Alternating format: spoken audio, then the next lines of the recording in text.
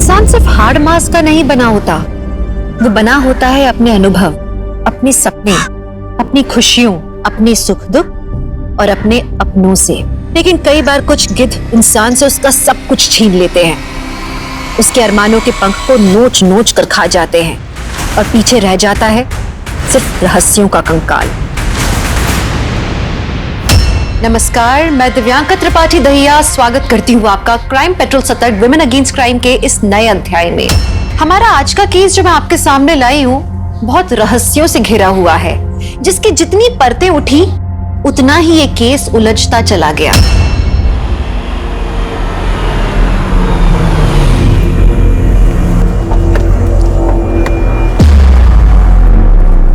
Good morning ma'am. Good morning.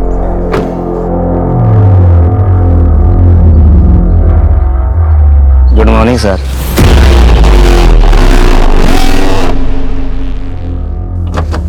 ये resort बहुत ही सुंदर है ना? Hi sir.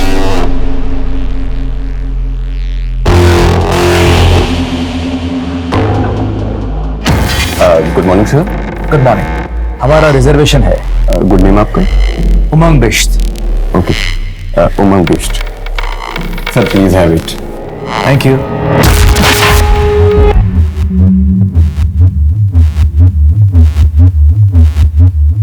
I sir.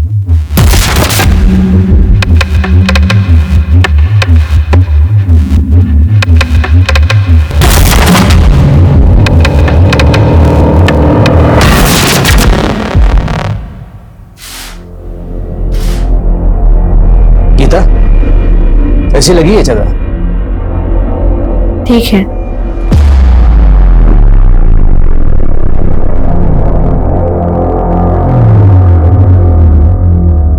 Thank you sir. Thank you ma'am.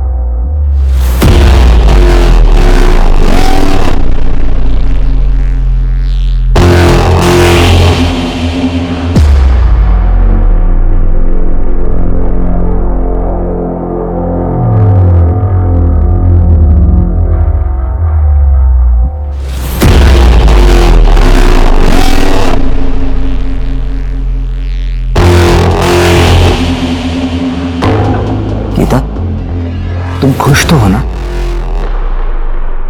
कोशिश कर रही हूँ खुश रहने की।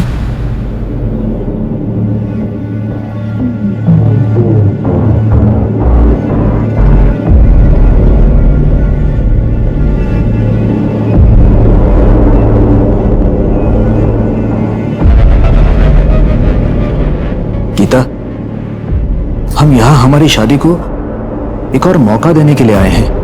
उस बात को लेकर तुम इतने साल बाद भी नाराज रहोगी तो हमारा घर टूट के बिखर जाएगा। मैं भी नहीं चाहती कि हमारा घर बिखरे। हमारे बच्चों को हम दोनों में से किसी एक का चुनाव करना पड़े। लेकिन मैं क्या करूं? मैं नहीं भूल पा रही हूं। हम कोशिश तो कर सकते हैं ना?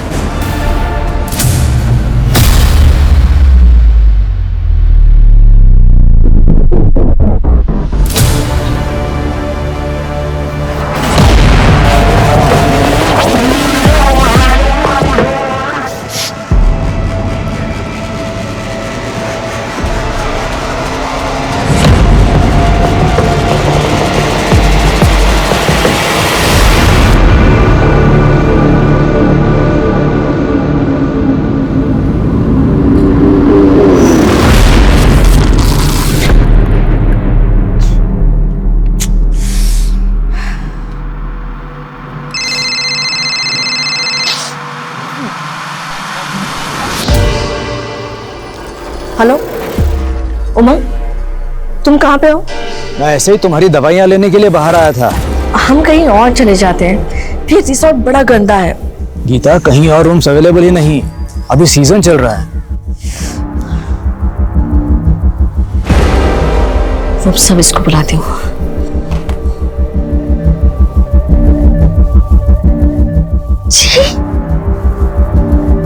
ये कारपेट क्यों गीला है? ये क्या है? इतने पैसे लेते हो आप लोग? और ये ऐसा मेंटेनेंस रखते हो आप रिजॉर्ट का? Extremely sorry ma'am. मोहन साफ कर इसको जल्दी से। देखो देखो कितना पानी है यहाँ पे, बदबू भी आ रही है कल से। सॉरी मैम, एक्चुअली बाहर पाइपलाइन का काम चल रहा है तो यहाँ पे थोड़ा लीकेज हो गया है। आप बेवकूफ समझ रहे हो? उसकी वजह से रूम के अंदर कैसे पानी आ सकता है? नहीं मैम, ऐसा कुछ नहीं है। एक्चुअली पहले यहाँ पे कॉरिडोर था, उसके नीचे पाइपलाइन थी, फिर इस रूम को थोड़ा एक्सटेंड किया गया और कॉरिडोर को अंदर ले लिया, तब से ये कभी कभी लीकेज हो जाता है इसका। This is not my problem, okay? Mohan ma'am को दूसरे रूम में शिफ्ट कर।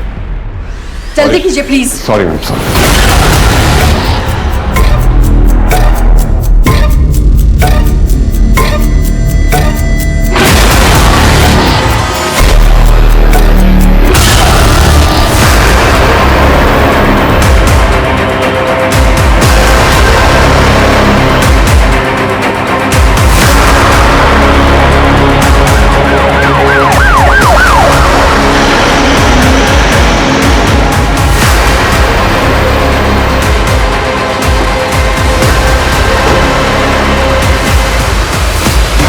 Side side side side.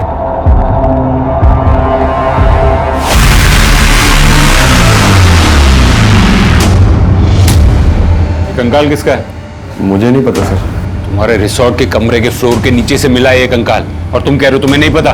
Sir मैं सच कह रहा हूँ, मुझे कुछ नहीं पता इस कंकाल के बारे में।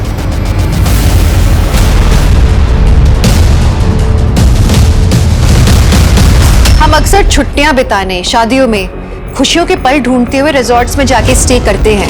हमें अक्सर नहीं मालूम होता कि हमसे पहले वहां कौन रुका था, वहां क्या हुआ था, और अगर ऐसे में कोई कांड हो जाए, अगर वहां किसी का कंकाल मिल जाए, तो ऐसे में इंसान हर उस परिस्थिति का आकलन करने में लग जाता है जिसमें सामने वाले की जान गई हो। हर कोई बुरी तरह से डर जाता है। रिजॉर्ट के कमरे में कंकाल मिलने से बुरी तरह से अफरा तफरी मच गई और पुलिस ये जानने में जुट गई कि वो कंकाल था किसका।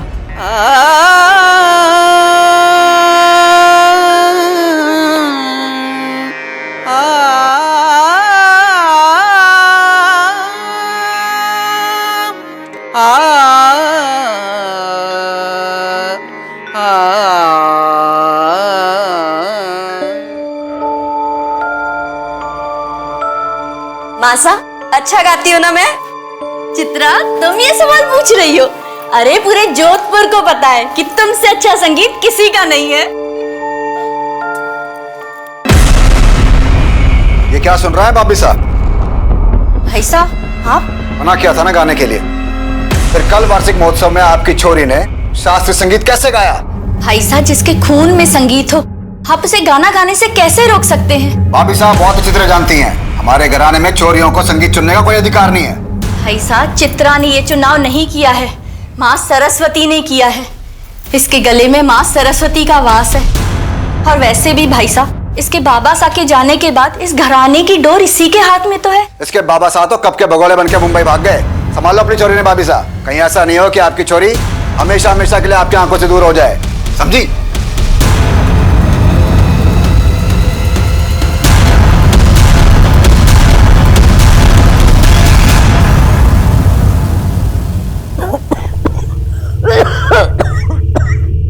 अरे आई आई, ठीक तो है ना? एक मिनट।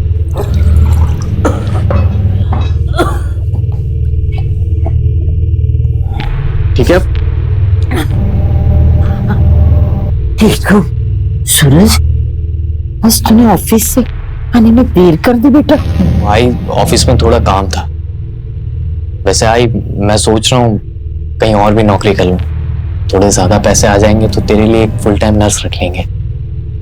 ना बाबा ना, वैसे तो काम के लिए तू घर से पूरा दिन बाहर रहता है, मैं तेरे कमरे पे और बोझ नहीं बनाना चाहती। तो है ना मेरे साथ,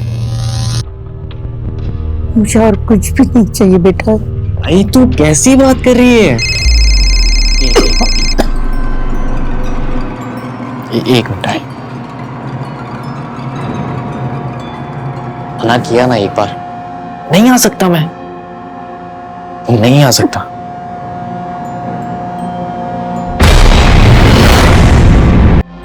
माँ, क्या परियां होती है? आपको क्या लगता है? हमें तो लगता है परियां होती हैं। हाँ, अगर आपको लगता है तो परियां होती हैं, क्योंकि हम जो सोचते हैं ना वो सब होता है। तो भूत भी होता है, हमने देखा। आपने कहाँ देख लिया? रात में आया था, छुआ हमको। रिजॉर्ट का ओनर कहाँ है? बुलाया सर, आ रहे होंगे। हेलो, क्या हुआ? क्या हो रहा है सब? ये आप हमें बताइए। आपके रिसोर्ट के 102 नंबर रूम से कंकाल मिला है। व्हाट? कंकाल? ऐसा कैसे हो सकता है सर? सर हमें कुछ नहीं पता। आपके रिसोर्ट से कंकाल मिलता है और आप कह रहे कि आपको कुछ नहीं पता। हेलो, ये सब क्या है? सर इतने सारे गेस्ट आते हैं, किसी ने कुछ कर दिया होगा तो। कमरे के टाइल के नीचे से कंकाल मिला है और आप ये कह रहे हैं कि किसी गेस्ट ने वो कमरा लिया, किसी को मार के टाइल खोद के उसे अंदर दफना दिया और ऊपर से टाइलिंग भी कर दी। सर मैं आपको बता रहा हूँ, इट्स नॉट पॉसिबल। कब बना ये रिसोर्ट? करीबन 12 साल पहले। इसके बीच में कोई रेनोवेशन? सर छोटे मोटे रेनोवेशन तो रिजॉर्ट में चलते रहते हैं। आपके ये छोटे मोटे रेनोवेशन जहाँ से कंकाल मिला होटल के उस एरिया में कब हुए थे? आलोक बताओ कब हुए थे? तकरीबन 1.5 साल पहले। अंदाजे से नहीं, सही वक्त बताइए। रेनोवेशन कब चालू हुआ था और कब से कब तक चला था? 18 महीने पहले स्टार्ट हुआ था और 2 महीने तक चला था सर। गुप्ता, उस वक्त के सारे स्टाफ और गेस्ट की लिस्ट निकलवाओ और पता करो कि 12 साल पहले जब ये रिसोर्ट बना था तब यहाँ पर कोई हादसा हुआ था या नहीं, और उस वक्त के कॉन्ट्रैक्टर और सारे वर्कर से भी पूछताछ करो। जी सर। चलिए मैनेजर साहब। जी सर। कैसी मनहूस जगह है, मुझे तो यकीन भी नहीं हो रहा कि हम लोग उसी कमरे में रुके हुए थे जहाँ पे वो कंकाल मिला था। नहीं, अभी यहाँ पे हम लोग नहीं रुक सकते। कहाँ जाएंगे गीता? फुल सीजन का टाइम है। मैंने हर होटल हर रिसोर्ट में इंक्वायरी की, कहीं कोई रूम अवेलेबल नहीं है। लेकिन अब यहाँ पे हम लोग 1 मिनट भी नहीं रुक सकते, हम यहाँ से बस चलते हैं। मैं खुद यहाँ 1 मिनट रुकना नहीं चाहता, लेकिन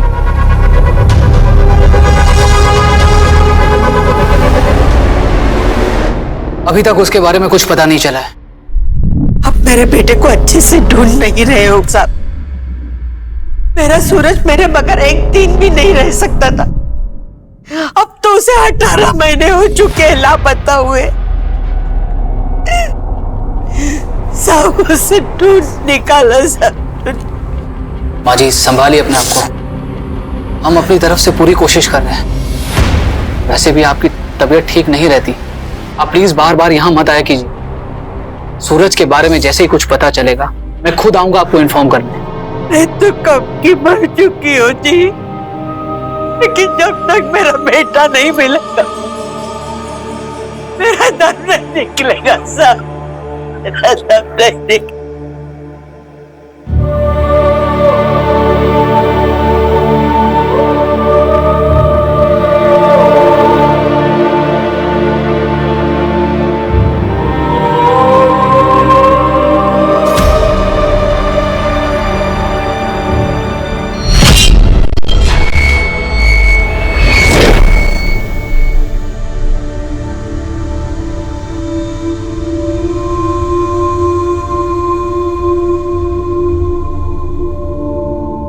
चित्रा, क्या हुआ बेटा, क्यों रो रही हो?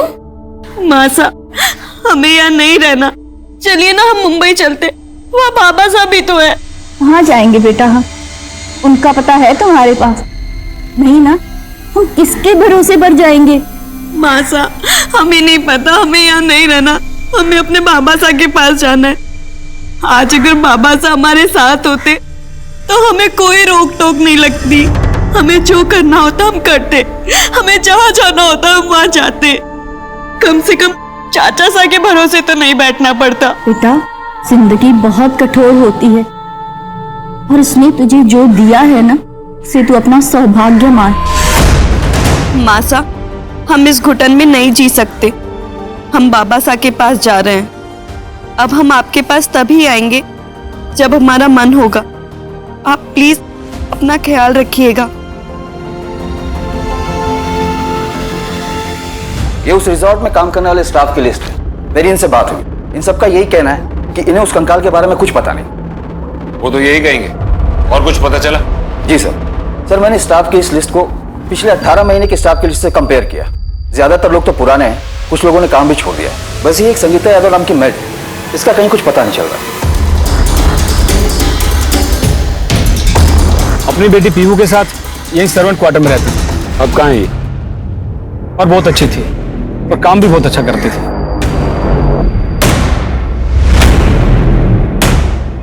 Good morning sir. Good morning. Good. फिर एक दिन रिसोर्ट में चोरी हो गई।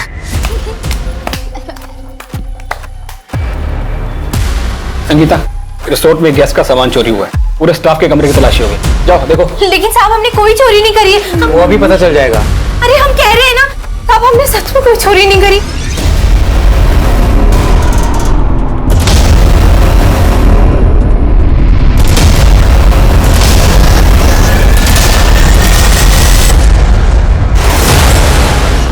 ये क्या है? मुझे नहीं पता, ये मैंने नहीं। सर नेकलेस मिल गया, घर के अंदर था। नहीं साहब, साहब हमने चोरी नहीं करी, पर हमें नहीं पता हमारे सामान में कहां से आया। हमने सच में चोरी नहीं करी साहब। संगीता ने चोरी की थी, फिर भी आपने उसे पुलिस के हवाले क्यों नहीं किया? सर पीहू का संगीता के अलावा इस दुनिया में कोई नहीं था। अगर उसे पुलिस के हवाले करते तो उस मासूम बच्ची का क्या होता। बस यही सोच के कंप्लेंट नहीं की। पर हाँ सर, उसे काम से निकाल दिया था। कहाँ की रहने वाली थी? यूपी में बरेली से। फिर से पुलिस स्टेशन गई थी क्या काकी? हाँ वो सूरज उसके लिए 1.5 साल से पुलिस स्टेशन के धक्के खा रही है। अब मान भी जा, सूरज नहीं आएगा। ऐसे कैसे नहीं आएगा? वो अपनी आई को छोड़कर कहीं नहीं जा सकता है। काकी तू जानती नहीं है आजकल के बच्चों को, उन्हें आजादी चाहिए होती है हर चीज में। अब वो तुम्हें छोड़कर चला गया अपनी दुनिया बसाने। अरे जाना, बेकार की बात मत कर। मेरा सूरज ऐसा नहीं है। वो अपनी आई को बहुत प्यार करता है, तो जरूर आएगा। आई से इतना ही प्यार करता है तो है कहाँ?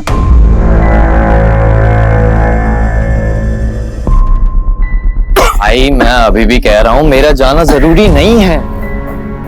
ऐसे कैसे जरूरी नहीं है? तू जा। अरे कभी तो बेटा अपनी जिंदगी जिया कर। भाई तू ऐसा क्यों बोल रही है? तू मेरी लाइफ है आई। तूने इतना कुछ किया हमारे लिए, बाबा के जाने के बाद घर संभाला, मुझे संभाला। मैंने कभी कहा कि अपने लिए जिया कर? ठीक है बाबा, ठीक है। अब तू जा, वरना देर हो जाएगी। सुखिता, ख्याल रखना अपना। सर इस संगीता के बारे में तो कहीं कुछ पता नहीं चल रहा है। कहीं ऐसा तो नहीं कि वो कंकाल संगीता का ही हो? पॉसिबिलिटी है सर। सर मैंने स्टाफ से भी बात की संगीता के बारे में, मगर कोई कुछ बोलने को तैयार ही नहीं है। एक काम करो, बरेली के पुलिस स्टेशन से कांटेक्ट करो और उनसे कहो कि संगीता का फोटो वहां सर्कुलेट करें। और सर मैंने ये रिजॉर्ट से कुछ पुराने सीसीटीवी फुटेज निकलवाए थे। ये देखिए, ये उनमें से एक 18 महीने पहले का है।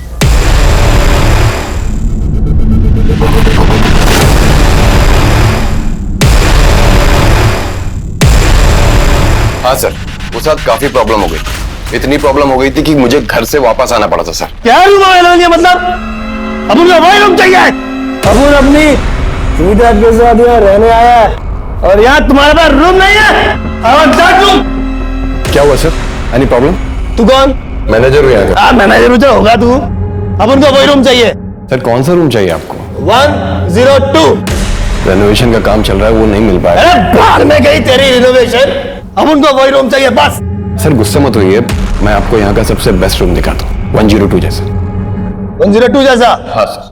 पक्का? पक्का सर। मेरे बहुत समझाने के बाद वो कहीं जाकर 101 रूम के लिए माना सर। ये सिद्धार्थ का एड्रेस और फोन नंबर? हाँ सर, मेरे डेटा में होगा, मैं निकलवा के देता हूँ।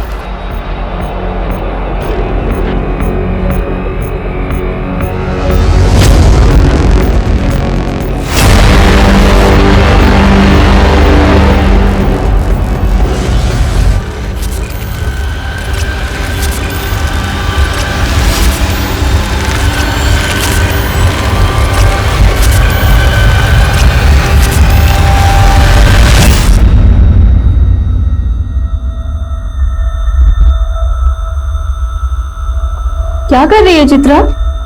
कुछ नहीं, बस नौकरी ढूंढ रही हूँ। मुंबई है ये, यहाँ इतनी आसानी से कुछ नहीं मिलता। सही कह रही हो। तो मैं मुंबई अपने बाबा साहब को ढूंढने आई थी, पर यहाँ सच में आसानी से कुछ नहीं मिलता। सर सिद्धांत का फोन तो अभी भी बंद आ रहा है। मैंने उसके बारे में पता किया। ये मुंबई के एक बड़े बिजनेसमैन फैमिली का आदमी है। वैसा है तो मिडिल क्लास है, लेकिन शादी बहुत ही अमीर परिवार में की है इसने। फोन बंद आ रहा है तो लोकल पुलिस को भेजो। जी सर।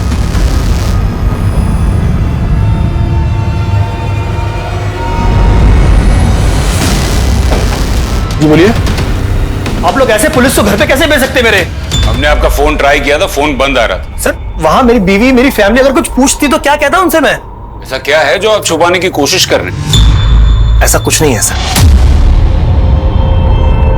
ये 18 महीने पहले की फुटेज है। ऐसा क्या हुआ था कि आप गुस्से में थे? सर ऐसा कुछ नहीं हुआ था, मैं बस थोड़ा नशे में था, तो बस थोड़ी तू मैं हो गई थी। रूम नंबर 102 ही क्यों? सर वो रिसोर्ट का सबसे अच्छा रूम था, मुझे पसंद था, इसलिए सर। अच्छा, तुम्हारे साथ ये लड़की है, ये कौन है? सर ये आप मुझसे क्यों पूछ रहे हैं? ये कौन है, इससे आपको क्या? रूम नंबर 102 से कंकाल मिला। इस केस की इन्वेस्टिगेशन कर रहे हैं हम। ये सवाल तो क्या, हम आपसे कोई भी सवाल कर सकते हैं, समझे? कौन है ये लड़की? सर मैं सच कह रहा हूं, मुझे याद नहीं है कौन थी ये। याद नहीं है? सर मैं नशे में था सर। सर शायद मुझे पार्टी में मिली थी ये। कौन थी, कहां से आई थी, सर ये नहीं पता मुझे। कहां से आई ये पता नहीं, लेकिन कहां गई ये तो पता होगा ना? सर उसके उठने से पहले ही मैं रिसोर्ट छोड़ के निकल गया था। सर ये तो बहुत ही अय्याश टाइप का आदमी लगता है। ससुर के पैसे पर ये सब कर रहा है, इसलिए थोड़ा डरा हुआ है। एक काम करो, सिद्धार्थ की गर्लफ्रेंड की लिस्ट निकालो। सर रिजॉर्ट में दर्ज मैंने सारी कंप्लेंट्स चेक की हैं। तकरीबन 18 महीने पहले वहाँ एक मिसिंग कंप्लेन आई थी। Missing complaint? यस सर, एक लड़का है सूरज सुरवेकी, लेकिन बाद में ये केस क्लोज हो गया था।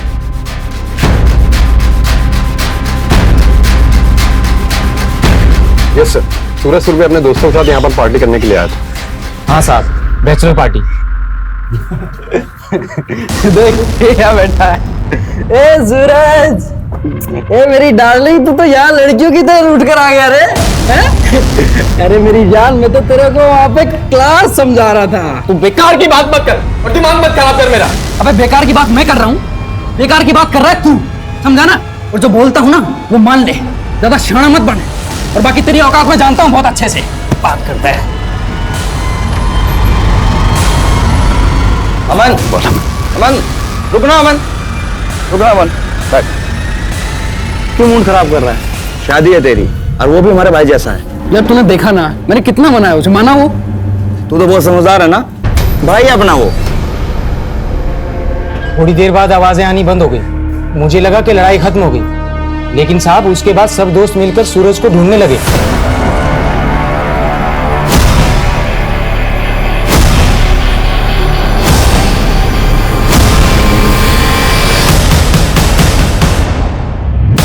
उसके बाद वो लड़के यहाँ से चले गए। फिर कुछ दिनों बाद पुलिस आई, तो हमने उन लड़कों का एड्रेस पुलिस को दे दिया था। अब साहब उसके बाद क्या हुआ या वो लड़का मिला कि नहीं मिला, कुछ नहीं पता। ये सूरज का एड्रेस है?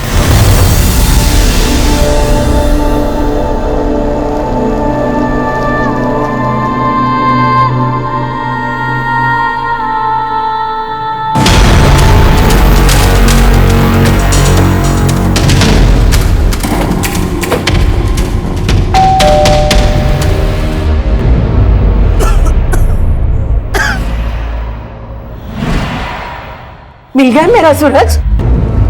जी नहीं।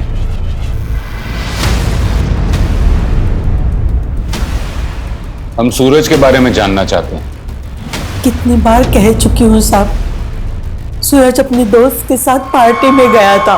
सूरज, सूरज, ए अमन क्या हाल है? अरे मेरे को तेरे से मिलना ही नहीं है, मैं तो आई से मिलने के लिए आया हूँ। हट तू साइड हो।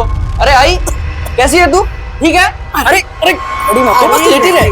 अच्छा तो ले ले ले, ये क्या लगा ले पीछे, ये ला।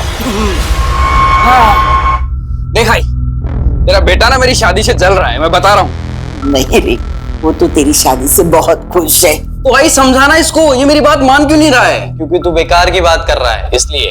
अरे यार मान जा अमन तू। लेकिन कोई मुझे तो बताएगा कि बात क्या है। देखना आई, मैं इसको कब से बोल रहा हूँ कि मेरे साथ मेरी बैचलर पार्टी में चल। अब भाई देखो, शादी तो एक ही बार होती है ना, बार बार थोड़ी ना होती है। मस्त असली पार्टी काय म्हणतोय? कुछ नहीं आई, ये अमन है ना शादी के पहले एक पार्टी दे रहा है, वो भी खंडाला में। मैं कैसे जाऊंगा? अरे भाई सूरज, तू मेरी बात नहीं मानेगा प्लीज। अरे नहीं आ सकता मैं, आई को छोड़ के कैसे आऊं मैं? उनकी तबीयत खराब है यार। आई आई आई, तू ना समझाना इसको, बस 2 दिन की बात है। आई आ जाएगा 2 दिन बाद वापस। ठीक है, तू मेरी चिंता मत कर, तू जा। मैं पड़ोस से सुधा को बुला लूंगी। अगर मुझे पता होता कि सूरज कभी वापस नहीं आएगा तो मैं उसे कभी जाने ही नहीं देती साहब, मैं उसे कभी जाने नहीं देती। संभालिए अपने आप को।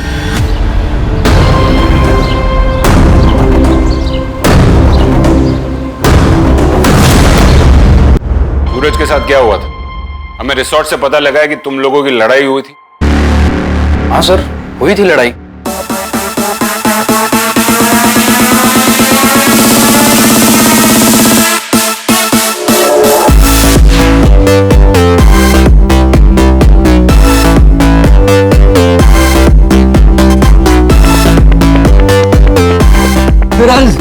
मेरी डार्लिंग, चल ले, इसी बात पे एक पैक ले। ले। अबे तेरे को पता है ना मैं नहीं पीता। 2 दिन बाद तो मेरी शादी हो जाएगी ना, हैं?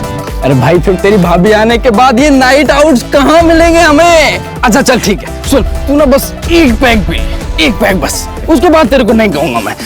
ट्रस्ट कर, कुछ नहीं होगा, थोड़ा सा बस। अरे यार छोड़ ना यार, मैं तेरी तरफ बेवड़ा थोड़ी हूँ जो मुझे एक पैक में नहीं चढ़ेगी। बेवड़ा बोल रहा है मेरे को? अब ऐसे बेवड़ा नहीं, क्लास बोलता है, क्लास। देख अभी पिलाता हूँ तेरे को। पकड़ो इसे। क्या कर रहे हो यार? छोड़ना यार, छोड़ना यार, मजाक मत कर, मजाक। तेरे को एक बार में समझ में नहीं आता क्या? पिलाया जा रहा है, समझ में नहीं आ रहा तुम लोगों को? समझता ही नहीं है कुछ। देख क्या बैठा है। ए सूरज, तू बेकार की बात मत कर और दिमाग मत खराब कर मेरा। बेकार की बात कर रहा है तू, समझा ना? बात करता है कुछ नहीं। सूरज, जब तक हम वापस आए सूरज वहां पर नहीं था और हमने उसे सब जगह पे ढूंढा, लेकिन वो कहीं मिला ही नहीं। अमन सच बोलो। सर मैं सच बोल रहा हूँ। नहीं, तुम झूठ बोल रहे हो। मैं तुम्हें बताता हूँ कि सच क्या है। तुम्हारी सूरज के साथ लड़ाई हुई, तुम पहले से ही गुस्से में थे, तुमने गुस्से में उसे जान से मार दिया। जब वो मर गया तो तुम और तुम्हारे सारे दोस्त डर गए, उसकी लाश को वहीं कमरे में छुपा कर रखा और पूरे रिसोर्ट में ढूंढने का नाटक किया। फिर रात को मौका मिलते ही सूरज की लाश को उसी रिसोर्ट के 102 नंबर के कमरे में लेकर गए जहां पर रेनोवेशन का काम चल रहा था और उसकी लाश को वहीं दफना दी। सर ये आप क्या बोल रहे हैं? मैं उसी रिसोर्ट के 102 नंबर रूम से कंकाल मिला है अमन। नहीं सर, मैंने ऐसा कुछ भी नहीं किया। सच बोल अमन। सूरज तो जिंदा है।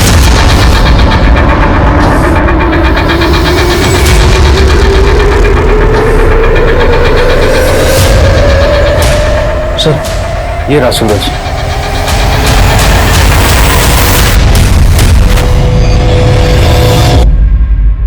गुस्से में मैं उस रात रिसोर्ट से बाहर निकल गया। सूरज रुक जा यार भाई। अरे सुनना। अरे मुझे तुझसे कोई बात नहीं करनी। अरे रुक जा यार भाई, माफ कर दे यार सूरज। अबे साले तेरी आई को मैं अपनी आई मानता हूँ। अबे यार भाई माफ कर दे यार, तेरे सामने मैं कान पकड़ रहा हूँ, कहे तो उठक बैठक लगाऊं। ले अब तो माफ करेगा यार। अरे आजा मेरे भाई। एक्सीडेंट में मेरा एक हाथ और दोनों पैर कट गए। पुलिस आई थी मुझसे पूछने के लिए, लेकिन मैंने सूरज के बारे में कुछ नहीं बताया। सूरज, तुम्हें पता है कि तुम्हारी माँ अब भी तुम्हारा इंतजार कर रही है?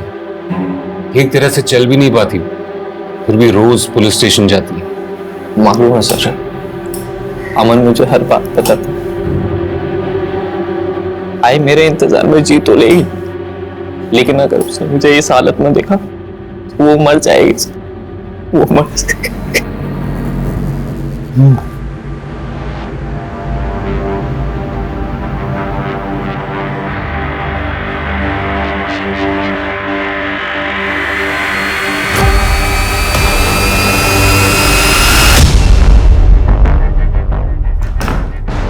गीता, ये फोटो अभी तुम्हारे पास है, इसे फाड़कर फेंक क्यों नहीं देती? नहीं, रहने दीजिए। ये मुझे अपनी नाकामयाब शादी की याद दिलाती है। 1.5 साल हो गए गीता, कब तक संभाल के रखोगी इसे? हमेशा। मुझे माफ कर दो प्लीज, मैं बहक गया था, बस एक मौका दे दो।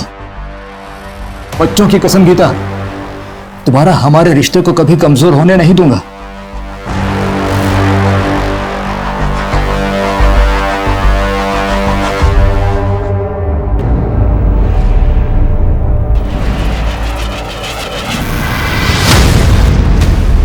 मुंह बंद रखने की कीमत होती है। मुझे 2 लाख चाहिए। सर कंकाल की फॉरेंसिक रिपोर्ट आ गई है। उम्र 24 से 28 साल। सर पर इंजरी की वजह से मौत हुई थी। स्कल फ्रैक्चर है।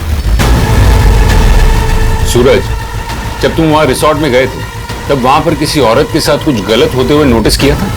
कोई 24 से 28 साल के बीच की औरत? किसी औरत के साथ तो गलत होते मैंने नहीं देखा, लेकिन एक औरत को गलत करते देखा था। सर, ऐसे लोगों में लड़ाई झगड़े तो होते रहते हैं, तो मुझे लगा वैसे ही लड़ रहे होंगे। ये भी तो हो सकता है ना कि जो कंकाल मिला वो उसी औरत का हो। ये थी वो औरत? जी सर, और जिस स्टाफ को इसने चाकू दिखाया था, आई गेस उसका नाम चंदन था। संगीता ने तुझे चाकू क्यों दिखाया? तू परेशान कर रहा था उसे? साहब मैंने कुछ भी नहीं किया, पीछे पड़ी थी मेरे की शादी कर ले।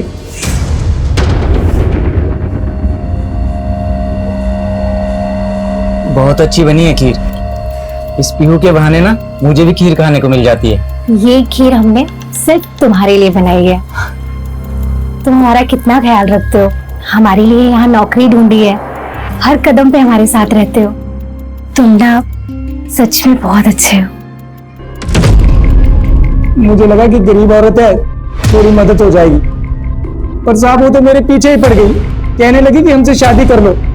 साहब आप ही बताइए, हम शादी कैसे कर लेते? वहाँ गांव में जो हमारी बीवी है वो तो हमें जान से ही मार डालती। मतलब तू ये कहना चाह रहा है कि संगीता तेरे पीछे पड़ी थी कि तू उससे शादी कर, तो इसी वजह से तूने उसे मारकर गार्ड नहीं दिया? अरे नहीं साहब, ये आप क्या कह रहे हैं? इसकी पूरी डिटेल निकालो, बराबर पूछताछ करो इससे, इस तरह मुंह नहीं खोलेगा ये। अरे साहब मारिए साहब। तुम्हें कितनी बार कहा फोन मत किया करो, क्यों परेशान कर रही हो यार? मत करो फोन, रखो फोन अभी।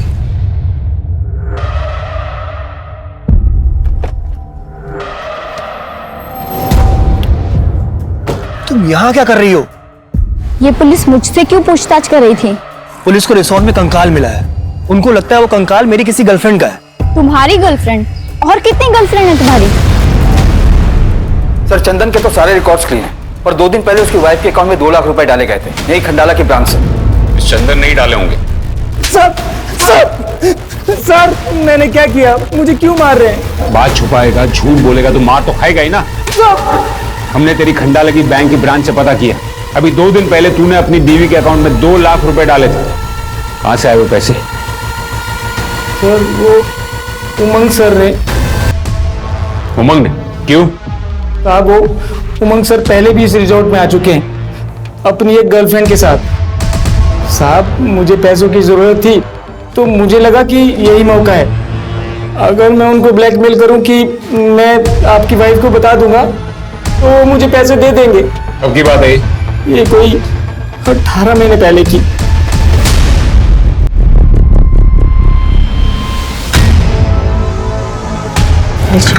थैंक्स। हमें उमंग जी से बात करनी।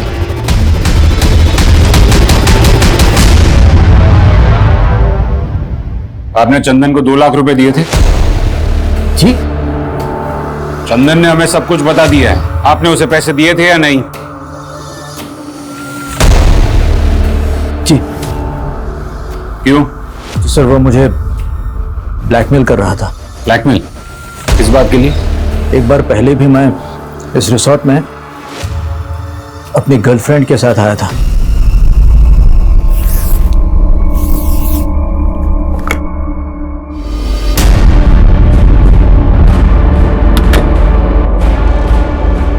इस बात को लेकर हमारे घर में बहुत प्रॉब्लम हो गई थी।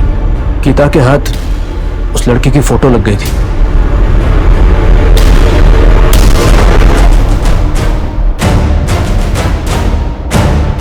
मेरा विश्वास करो गीता, अब उसके साथ मेरा कोई संबंध नहीं है।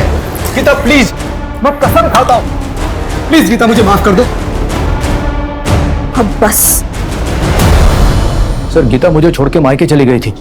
अब कहीं जाकर हमने हमारी शादी को और एक चांस देने का फैसला लिया है। कौन थी आपकी वो गर्लफ्रेंड? मैं बताती।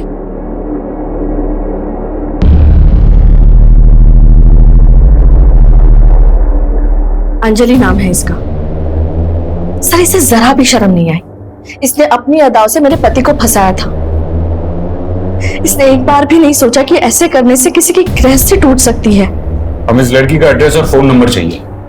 सर इसका एड्रेस तो नहीं है मेरे पास, एक पुराना फोन नंबर है। सर अंजलि के मोबाइल से उसके घर का पता चल गया है। गुड, गाड़ी निकालो।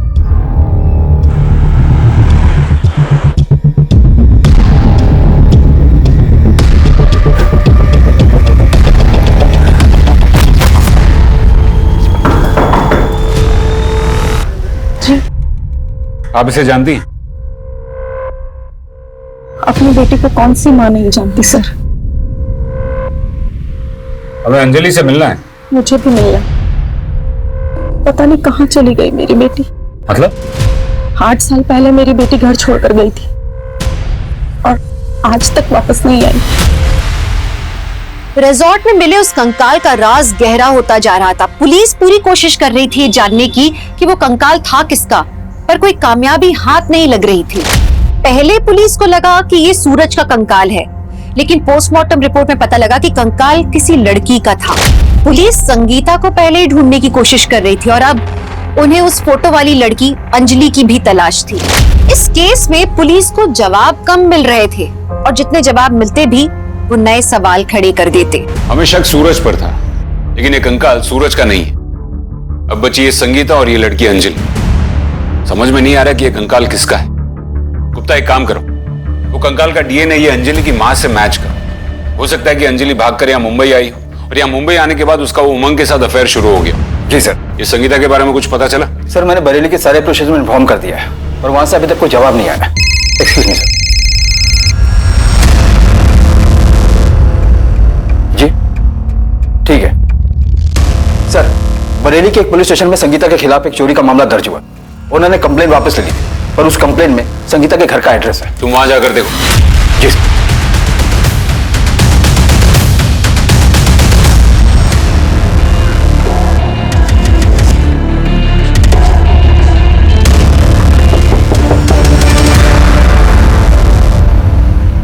हमारे किसी से रिहा नहीं, बरेली में भी मशहूर है। तुमने वहां भी चोरी की?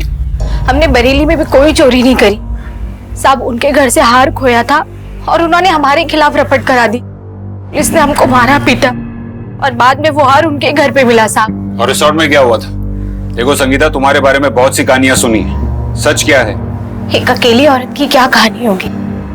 इस देश में हर औरत की एक ही कहानी है, चाहे वो महलों में रहती हो या चाली में। जैसे ही मर्द का साया सर से हटता है ना साहब, सबके सब भेड़िए बन के नोचने चले आते हैं। और साहब वहाँ रिसोर्ट में तो हमारी मासूम बच्ची तक को नहीं छोड़ा साहब। हाँ, अगर आपको लगता है तो परियां होती हैं, क्योंकि हम जो सोचते हैं ना वो सब होता है। तो भूत भी होता है, हमने देखा। आपने कहाँ देख लिया? रात में आया था, छुआ हमको। ये क्या बोल रही हो तुम? क्या हुआ था? वो भूत ने रात में अपने पास बुलाया हमें और हमारे साथ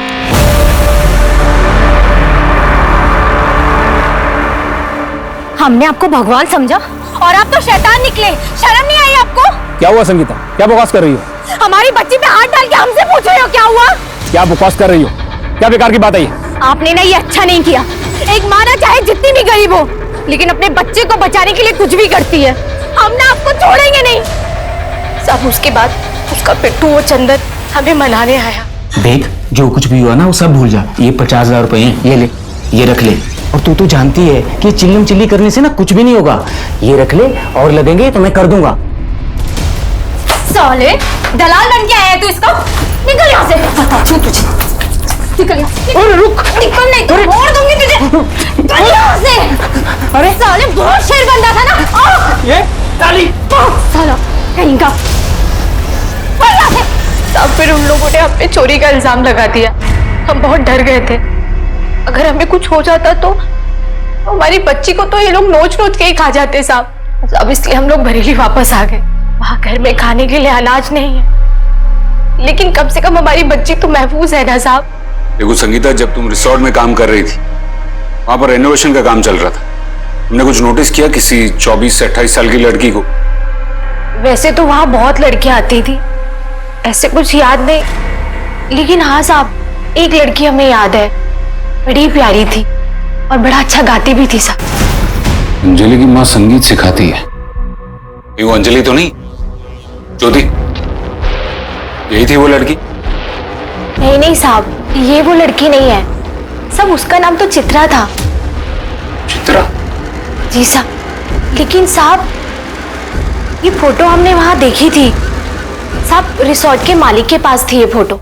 रिसोर्ट के मालिक के पास? और साहब चित्रा को भी वही मालिक बुलाता था वहां रिसोर्ट में। मैंने कुछ नहीं किया, कुछ नहीं किया। एक 10 साल की बच्ची का रेप करता है और बोलता है कुछ नहीं किया। वो औरत झूठ बोल रही है साहब। चल बता, चित्रा कौन है? चित्रा? मैं नहीं जानता साहब। ये लड़की कौन है? नहीं मालूम साहब। अच्छा, चित्रा को भी नहीं जानता, इसको भी नहीं जानता। बताता हूँ साहब। इसका नाम अंजलि है, ये 8 साल पहले मर चुकी है। मर चुकी? हाँ साहब, और इसकी माँ इसकी फोटो दिखाकर दूसरी लड़कियों से धंधा करवाती साहब। सर अंजलि बहुत ही प्यारी लड़की थी, उसे एक्ट्रेस बनना था।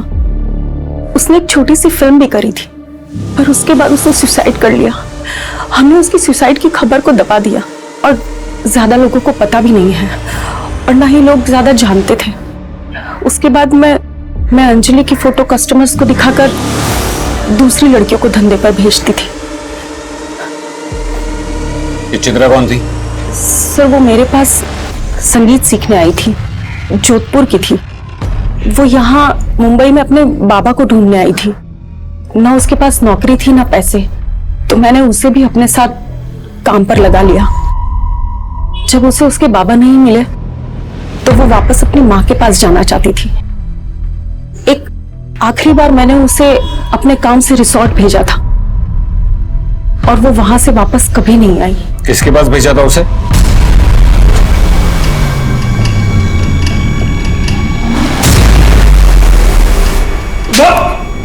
Sir I am sorry sir, मुझे माफ कीजिए सर। मैं बहुत गुस्से में था सर। वो सुरेश ने मुझे अंजलि का फोटो दिखाया था सर। वो मुझे बहुत अच्छी लगी थी।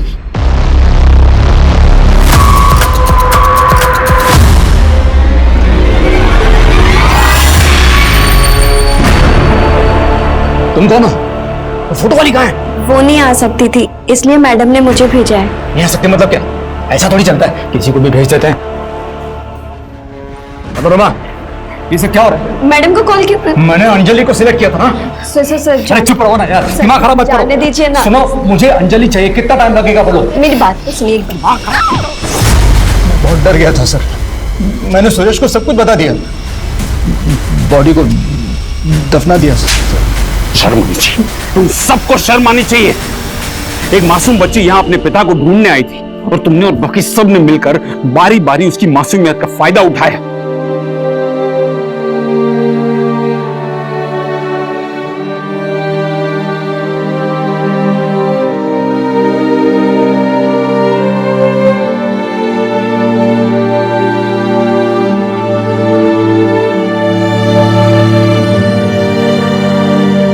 चित्रा को और कुछ नहीं चाहिए था, उसे सिर्फ अपने पिता चाहिए थे और वो अपना इतना छोटा सा अरमान भी पूरा नहीं कर पाई। आज हम ऐसे समय में रह रहे हैं जब औरतें अपने घर की 4 दीवारी से बाहर निकल के अपने सपने साकार कर रही हैं, ऊंची उड़ान भर रही हैं। और इस बीच में जब इस तरह का कोई वाकया होता है तो उनकी उड़ान जैसे धीमी पड़ जाती है, उसमें अड़चन आ जाती है। हमारे इस पुरुष प्रधान समाज को समझना होगा कि समाज सिर्फ पुरुषों से कभी नहीं चल सकता। हमारे समाज में महिलाओं और पुरुषों की बराबर की जगह है। हमें ऐसा वातावरण बनाना होगा हमारे आसपास कि महिलाएं, बच्चियां, लड़कियां सब खुल के सांस ले सके, वो जो करना चाहती हैं वो कर सके। तभी जाके हमारे समाज में औरतें खुश रहेंगी और उनका परिवार खुश रहेगा। हेलो, हाय बोलो, नेहा के संग डोलो। और आप देख रहे हैं cool video and we are going to talk about love. Love means प्यार, इश्क और मोहब्बत। तो बताओ, तुम मुझे प्यार भी करते हो, इश्क भी करते हो और मोहब्बत भी ना? हाँ। अच्छा, अब बताओ तुम मुझे कितना प्यार करते हो? आसमान पे जितने तारे हैं उतना। ये अच्छा था और नया भी। अच्छा बताओ, और तुम मेरे लिए क्या कर सकते हो? जान दे सकते हो? I'm just joking. तो आप देख रहे हैं कूल वीडियो नॉटी निहाग नौटंकी एंड नाउ रमेश रमेश रमेश रमेश। नमस्कार, मैं दिव्यांका त्रिपाठी दहिया क्राइम पेट्रोल सतर्क विमेन अगेंस्ट क्राइम की श्रृंखला में आपका स्वागत करती हूँ। एक रिसर्च में पाया गया है कि पूरी दुनिया में जितने भी गुनाह होते हैं उनमें से सबसे ज्यादा अपराध औरतों के साथ होते हैं। कभी आपने सोचा है ऐसा क्यों होता है? क्यों औरतों को ज्यादा शिकार बनाया जाता है? औरतों के साथ जोर जबरदस्ती करने वाले मर्दों को क्यों ऐसा लगता है कि उन्हें पुरुषार्थ का सर्टिफिकेट मिल गया? इसके लिए सिर्फ पुरुष प्रधान मानसिकता दोषी है या कुछ और? ऐसा क्या है जो औरतों को क्राइम के लिए सबसे ज्यादा वल्नरेबल बनाता है? ऐसे कई सवालों के जवाब ढूंढने की कोशिश करेंगे हम आज की इस हैरत अंगेज कहानी में। गांव खेड़े के दोस्तों और शहर के फ्रेंड्स, आप सबका दुनिया का सबसे फाड़ू व्लॉग सीमा के संसार में स्वागत है। और आज का हमारा विषय है दादी के हाथ की बनी मूली की चटनी। वैसे अब मैं आपको बताऊंगी कि मूली की चटनी कैसे बनती है। ये है टमाटर, प्याज, अदरक, मूली, मिर्च। ये देखिए दादी कितनी अच्छे से मूली पीस रही है। तो देखिए हमारी मूली की चटनी बन गई है और अब हम इसका जायका लेंगे। दादी इसमें कुछ कमी है। मैं चखती हूँ। इमली तो डालिए नहीं। तो डालिए ना, लेकिन इमली है कहाँ? लो, इसे कहते हैं सीमा के संसार में कांड हो जाना।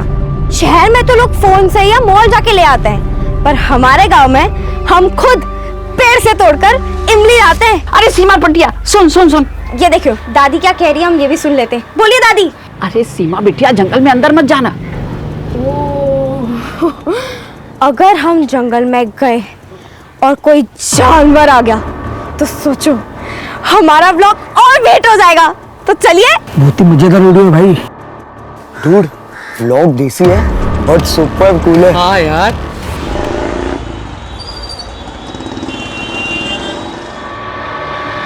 नमस्कार सर जी। चंदन सेठ, आप और यहाँ बैठिए। अरे सर जी, आप तो हमारे भगवान हैं, हम आपके पुजारी हैं। अब पुजारी मंदिर नहीं जाएगा तो और कहाँ जाएगा?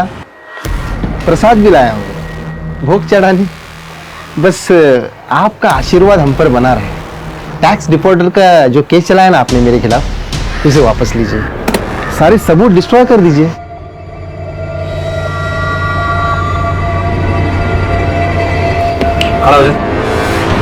मुझे ब्राइब ऑफर करने की हिम्मत कर रहे हैं आप? लगता है आपको इज्जत हजम नहीं हो रही। अगर आपके इस टैक्स के चलते मेरे धंधे में नुकसान हुआ ना, तो उसकी कीमत आपको चुकानी होगी। अरे बीवी बच्चे वाले हैं आप, मुझसे बैर लग के अच्छा नहीं कर रहे। चंदन जी निकल जाइए यहाँ से।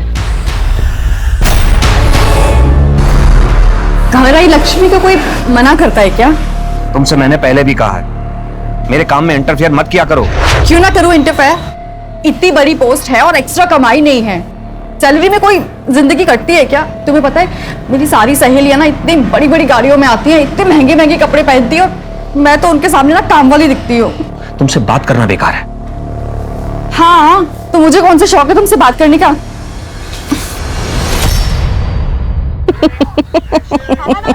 क्या बात है, बड़ी मुस्कुरा रही है। देखी ना हमारी बिटिया कितनी प्यारी लग रही है। हाँ, वीडियो भी तो कितना शानदार लग रहा है। यही दिमाग अगर पढ़ाई लिखाई में लगाया होता तो? हमें पढ़ाना लिखाना नहीं है, उसे कोई डॉक्टर या इंजीनियर नहीं बनाना है। ऐसा है गृह मंत्री जी, अपनी सीमा को ना फिल्म डायरेक्टर बनाना है। डैडा मुझे डांसर बनना है, मुझे सालसा क्लास ज्वाइन करना है। आपको पता है फीस कितनी है? 75,000। क्या जरूरत है इतना पैसा खर्च करने की? डैडा वहाँ बहुत सारे सेलिब्रिटीज आते हैं और उनके थ्रू मुझे किसी रियलिटी शो में पार्टिसिपेट करने का मौका मिल जाएगा। प्लीज बेटा, पैसे जो है ना वो पेड़ पर नहीं लगते। आप अभी छोटे हो, समझोगे नहीं। अब मेरा पेशेंस खत्म हो रहा है। मुझे ही कुछ ऐसा करना पड़ेगा जैसा मैं चाहती हूँ वैसा और डाई वाली सिचुएशन। मॉम, मैं करती हूँ बात। डैड सालसा क्लास की फीस देने से मना कर रहे हैं। अच्छा, मैं करती हूँ तेरे कंजूस डैडी से बात। पापा, आपका टिफिन। अरे तू क्यों आ गई बेटा, मैं आ जाता। चाचा बोले तो नहीं जगह खाली करने को। अरे बोलो, कब हटा रहे हो कचरा? ये कचरा नहीं है, मेरी रोजी रोटी है और यहाँ से कहीं नहीं जाऊंगा मैं।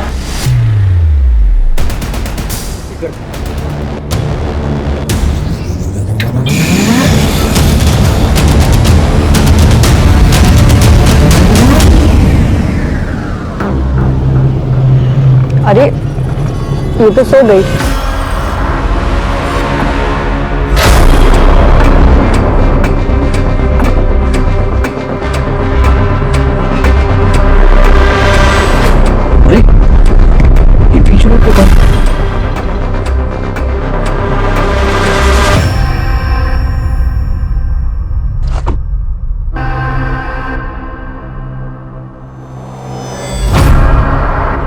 भाई साहब, भाई साहब,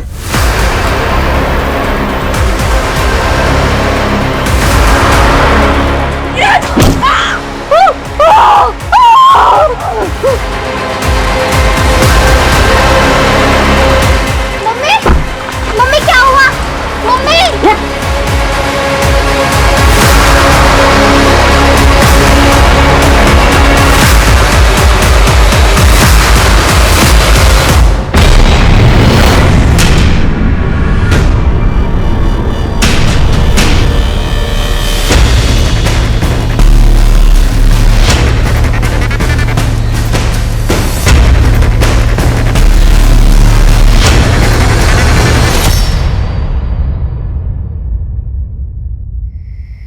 मना कर रही थी दुकान पे जाने के लिए, पर नहीं, बाबा के लिए टिफिन लेके जाना है। गई तो गई, पर तुझे क्या जरूरत थी उन गुंडों के सामने जाने की? तो क्या करते? कोई बाबा को मारते रहे और हम अंदर चुपकर देखते रहे। अब तुझे ये समझाना पड़ेगा, जवान होती लड़कियां माँ बाप के लिए कितनी बड़ी कमजोरी होती है। हम कमजोरी नहीं, ताकत है अपने बाबा की।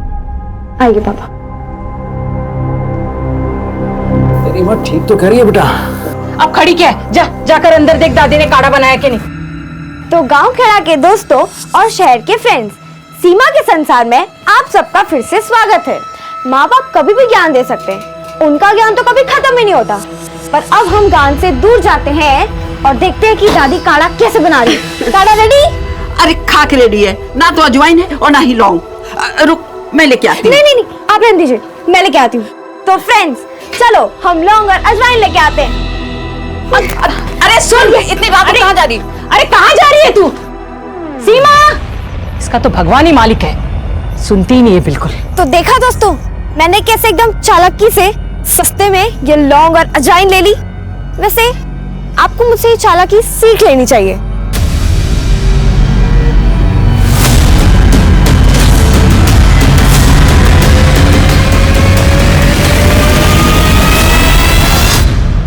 सीमा, सीमा, कहाँ रह गई ये लड़की? सीमा, कितनी बार कहा सीमा? अरे जाकर मालती के घर जा देख कर आओ, वहां तो नहीं बैठ गई। लाओ लाओ जल्दी लाओ। मालती, मालती, कहाँ रह गई सीमा? क्या हुआ? सीमा यहाँ आई है क्या? यहाँ तो नहीं आई। सीमा कहाँ गई होगी? सीमा, चलो बेटा। सीमा, सीमा, दुकान गई थी ना, मैं दुकानदार से पूछ के आता हूँ। सीमा, सीमा, सीमा, मिली? इधर भी गई नहीं है। अरे वो दुकानदार तो कहता है वो बहुत देर पहले चली गई। वहाँ पे भी नहीं है।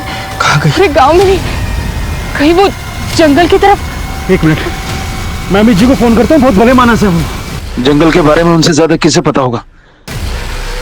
सीमा! हाँ बिजू बोलो। मेरी बेटी सीमा नहीं मिल रही है, पूरा गांव छान मारा, कहीं दिखाई नहीं दे रही हो। मेरी तो जान हलक में अटक गई है। कहीं वो जंगल में। अरे ऐसा कुछ नहीं है भाई, यही कहीं होगी, आ जाएगी बिटिया। तुम मंदिर के सामने आ जाओ, मैं पुलिस को लेके आता हूँ, ठीक है? क्या हुआ? अमित जी पुलिस को लेके आ रहे हैं मंदिर के पास। हाँ, चल चलते हम लोग भी आगे। चलो अम्मा।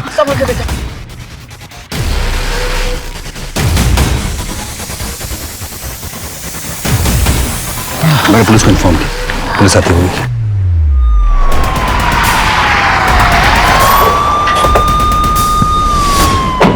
Thank you officer. क्या विजू कौन है? ये अब विजू है जी, सर की बेटी खो गई है जी। उसकी उम्र क्या है? 16 साल की है साहब। दुकान से सामान लेने गई थी, दुकानदार और ग्राहकों ने बताया कि वो सामान लेके चली गई, लेकिन अभी तक घर नहीं आई। ऑफिसर, यहाँ पर कुछ दिनों से एक नरभक्षी बाघ घूम रहा है। हमने 2 बार कोशिश की उसको पकड़ने की, लेकिन अभी तक हम लोग सक्सेसफुल नहीं हो पाए। So please be careful.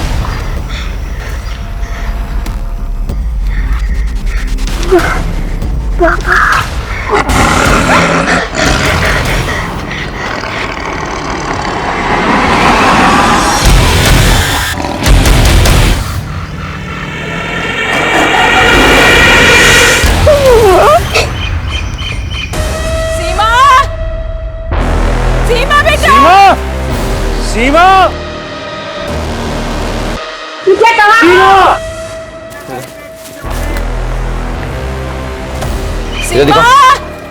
देखा इस तरफ मोबाइल। ठीक है, किसका फोन है ये फोन तो सीमा का है। तूने कहा था ना कि तुझे इंटरनेट वाला मोबाइल चाहिए। थैंक यू बाबा, मोबाइल बहुत अच्छा है। नहीं सर, मोबाइल लॉक्ड है। पासवर्ड है आपके पास? ठीक है, लेकिन अगर सीमा के फोन यहाँ पे है तो फिर सीमा कहीं आसपास ही होगी ना, यहीं पे कहीं, या हो सकता है उसे कोई खींच कर ले गया हो यहाँ से। ये समझ नहीं आ पा रहा कि ये इंसान ने किया है या जानवर ने किया है। विजू जी, आपको किसी पे शक है? मतलब सीमा से किसी की दुश्मनी, किसी ने उसे छेड़ा वेड़ा हो, कोई है ऐसा? सब आज दोपहर में नंदू से कहा सुनी हो गई थी। या तो यह जगह खुद खाली कर, नहीं तो तेरी बेटी से शादी कर ये जगह दहेज में ले लूंगा। नंदू, हम ऐसा करते हैं कि हम फैल जाते हैं, मशाल लेके चारों तरफ फैल जाओ। जब तुम नंदू बड़े को उसके घर से उठा ले आओ। सीमा! सीमा! सीमा!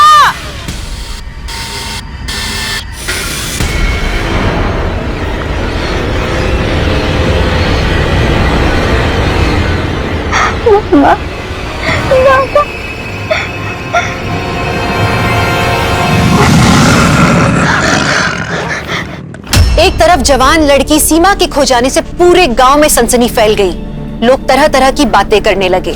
दूसरी तरफ जंगल के जानवरों और शेर के कारण गांव में आतंक का माहौल मचा हुआ था और निकिता आदमखोर शेर और जानवर जैसे लोगों से बचने के लिए रात के अंधेरे में सुरक्षित स्थान पर पहुंचने की कोशिश कर रही थी। और सीमा का क्या हुआ था? वो कहां और किस हालत में थी? सर, फॉरेंसिक टीम से सीमा का मोबाइल अनलॉक करवा लिया। वंडरफुल। ये लास्ट वीडियो, इसमें तो लग रहा है कि सीमा घर को लौट रही है और फिर वहां से वो जंगल की तरफ चली गई। मोबाइल गिर गया, ये तो समझ में नहीं आ रहा है। सिर्फ इतना कि जो कुछ भी हुआ उसके साथ, वो दुकान से लौटते और घर वापस जाते वक्त। जी। हाँ? और कोई वीडियो है क्या? एक और है सर, ये। अरे लाज रख, वो डाल इसको पीछे डाल। ये वीडियो सीमा के मोबाइल में कैसे? सीमा ये क्या कर रही थी? कौन सी जगह ये? सर देख के तो पुराने टीले के पीछे वाला हिस्सा लग रहा है। अच्छा, एक और बात सर, इस नंबर से सीमा को बार बार कॉल्स आ रहे थे। इस नंबर पे डिटेल निकालो सब और एक टीम बनाओ। हम इस पुराने टीले के पीछे जो ये अड्डा है, इस पे तुरंत हवा बोलेंगे।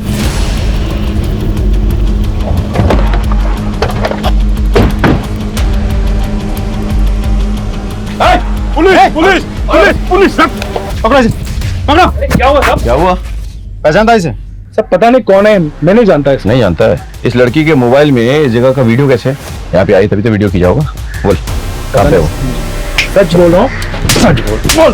बताता हूँ सब, बताता हूँ सब। मैं गैर कानूनी शराब का धंधा करता हूँ। उस लड़की का पता नहीं हमारा वीडियो कैसे बनाया उसने, और वो हमें ब्लैकमेल कर रही थी। ब्लैकमेल कर रही थी, इसलिए तूने शक किया? सब कहाँ पे रखा उसका बोल? सब मुझे नहीं पता। सब मेरी जांच नहीं किया। सब अरेस्ट।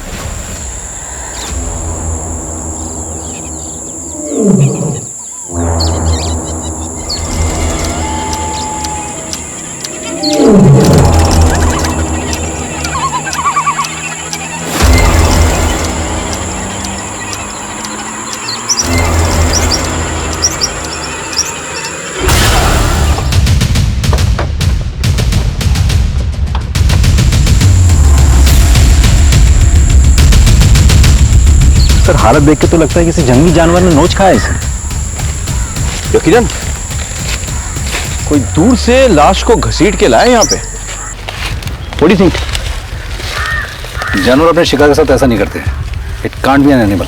एक काम करो, छानबीन करो, कोई सुराग कोई निशानी अगर मिले तो। सीमा!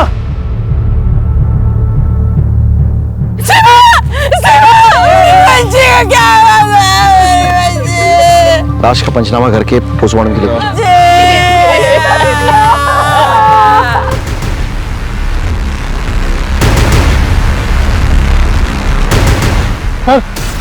चश्मा मिला। इसको रखो, एविडेंस के ऊपर रखो।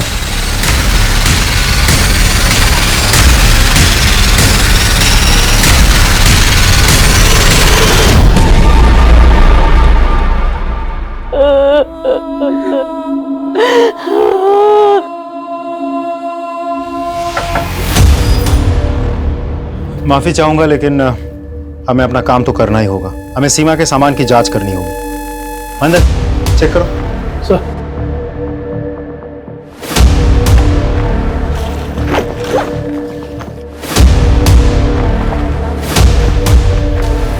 सर लव लेटर्स है सर। लाल स्याही है या ब्लड है? किसी ऋषि ने लिखा है। सीमा को कैसे जानता है? वो सर हमारे गांव से थी सर। मैं बहुत प्यार करता था सर उससे। मैंने बहुत कोशिश की सर, लेकिन वो मेरे प्यार को कभी समझ ही नहीं पाए सर। तेरे हाथ में ये क्या निशान है?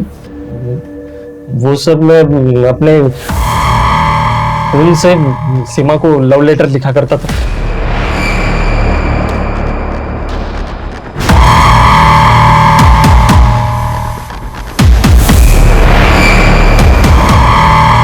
उसने कभी एतराज नहीं किया?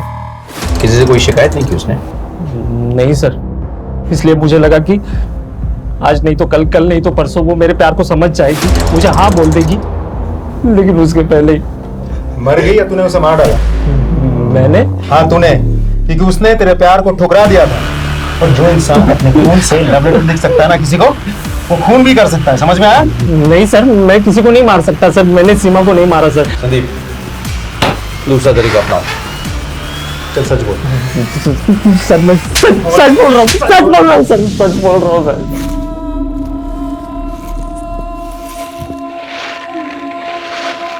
पानी पानी।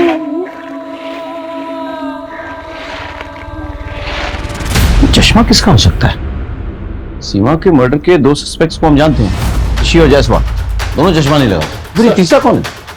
हाँ, हमें डायरी मिली है सर। उसने इस डायरी में लिखा है कि वो अपनी सुनीता दीदी की असमय मौत से काफी सदमे में थी।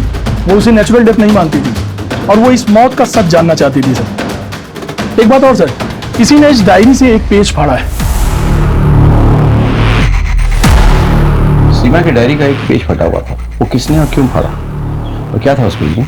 सीमा डायरी लिखती थी ये तो पता है, पर वो पन्ना किसने और क्यों फाड़ा ये नहीं पता सर। सुनीता कौन है? सीमा की करीबी दोस्त, दोनों में बहुत बनती थी। सीमा तो उसे अपनी दीदी ही मानती थी, पर कुछ दिन पहले ही उसका स्वर्गवास हो गया। आप सुनीता के हस्बैंड हैं? जी साहब, प्रणाम। सुनीता की मौत कैसे और कब हुई? जी, सुनीता बहुत दिनों से बीमार थी और ऐसे में ही वो प्रेग्नेंट हो गई थी। सुनीता, तुम मेरी बात समझ ही नहीं रही हो।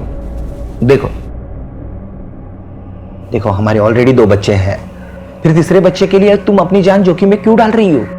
जरा ठंडे दिमाग से सोचो। गिरा देते हैं इसे। मतलब हम अपने ही बच्चे को गला घोंट के मार डालें? नहीं कर पाऊंगी मैं ये, मुझसे पाप नहीं होगा। सुनीता की कोख उसके बच्चे का बोझ उठा नहीं पाई सर, और कुछ ही दिनों के बाद वो भी स्वर्ग सिधार गई। इमन ने अपनी डायरी में ऐसा क्यों लिखा कि उसे सुनीता की मौत पर शक है, कि सुनीता की मौत जो है वो नेचुरल नहीं है? ऐसा क्यों लिखा उसे? वो सब तो वो ही जाने, मुझे इसके बारे में कुछ भी पता नहीं। सर, पूछताछ में पता चला कि सीमा की एक क्लासमेट है सर, सपना। अच्छा। दोनों में बहुत अच्छी दोस्ती थी सर, लेकिन घटना के अगले ही दिन सपना अपने मामा के घर चली गई और उसका फोन भी स्विच ऑफ आ रहा है। सपना के मामा का एड्रेस क्या है? इंदौर में लोहा मंडी के पास। एक काम करो, वहाँ के लोकल स्टेशन में खबर करो, उनसे कहो कि वो सपना के मामा के एड्रेस में जाए, सपना से बात करें और सीमा की मौत के बारे में कुछ डिटेल्स निकालें। सर फोरेंसिक एक्सपर्ट भी आ गए हैं सर अंदर। बुला के मिल। सीमा को बेहोश किया गया, फिर उसका रेप हुआ है। रेपिस्ट की कोई निशानी मिले, मतलब जिसको हम सस्पेक्ट के साथ टैली कर सकें? सिर्फ सीमेंट ट्रेसेस तो नहीं मिले और बॉडी पर कोई स्टेबल के निशान भी नहीं है। वो वैश्यपन उसी ने किया होगा। किसने? सीमा का चचेरा भाई सोनू दिमागी रूप से ठीक नहीं था। एक दो बार तो उसने मेरे साथ जबरदस्ती करने की कोशिश की। किसी तरह मैंने अपने आप को बचाया। इसकी शिकायत मैंने सासू माँ से भी की थी। उन्होंने कहा घर की बात घर में ही दबाए रखो। 1 साल पहले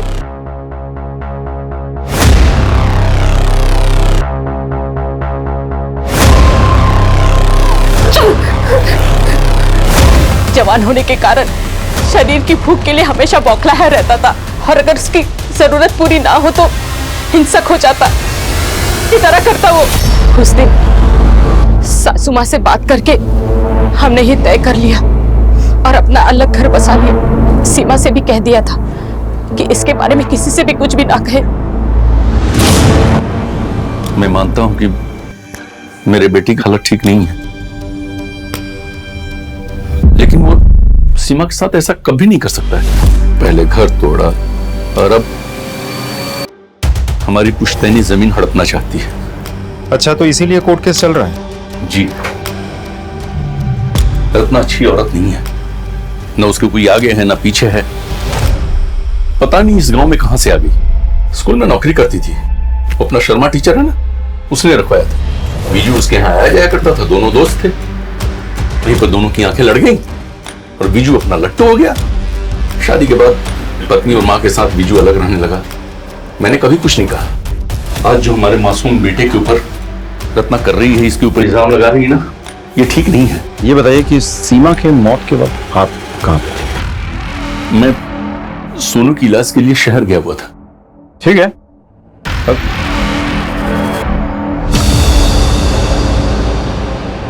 वारदात की जगह से ये चश्मा जो है बरामद। हम एक शख्स से मिलने गए जो कि सीमा के रिश्तेदार हैं, नाम है सखाराम।